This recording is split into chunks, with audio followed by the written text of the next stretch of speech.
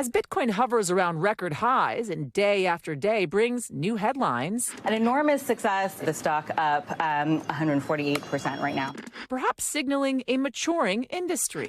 Well, Coinbase officially the first crypto company to join the S&P 500. With more and more acceptance. With President Trump, crypto finally has a champion and an ally in the White House. But as the president leads the charge as that champion, he also has a personal stake in the industry. His crypto dinner for all the people who shelled out a combined $148 million for Trump's meme coin being highlighted by critics like the New York Times editorial board as part of his, quote, culture of corruption. A $2 billion UAE investment into Trump's crypto company also raising red flags. Is perhaps the most brazenly corrupt act in the history of the American presidency. So it seems like crypto has been good for Trump, although he has denied personally profiting. But is Trump good for crypto? His pro-crypto measures include an SEC crypto task force charged with developing a clear regulatory framework and establishing a strategic Bitcoin reserve. So the bigger question may be, is crypto good for the American people?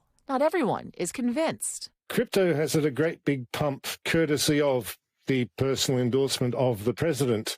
We're seeing a lot of publicity around this because he's dealing in cryptocurrency a huge amount, including promoting his own cryptocurrencies in public channels. And this gives Coinbase enough of a stock price boost.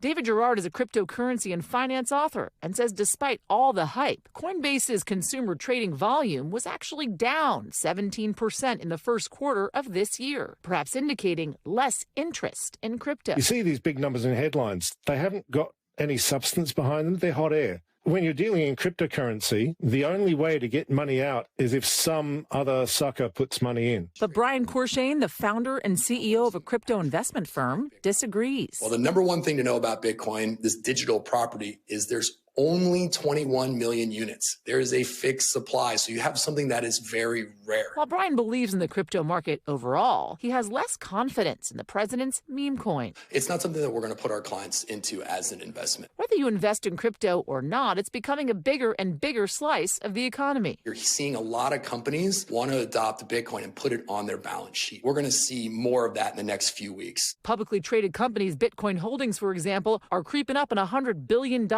more than doubling since Election Day, according to BitcoinTreasuries.net. Companies get into Bitcoin and having a big pile of Bitcoins on their books. What happens when the number goes down? Are they suddenly broke? And when a company loses a whole lot of imaginary money, they'll try to make it up with real money. Things will become more expensive. Employees will lose their jobs. It'll be systemically bad. But as the White House pushes ahead with its policies, the crypto boom continues for now, while others wait for a bust. Yasmin Vossoughian, NBC News. We thank you for watching, and remember, stay updated on breaking news and top stories on the NBC News app or watch live on our YouTube channel.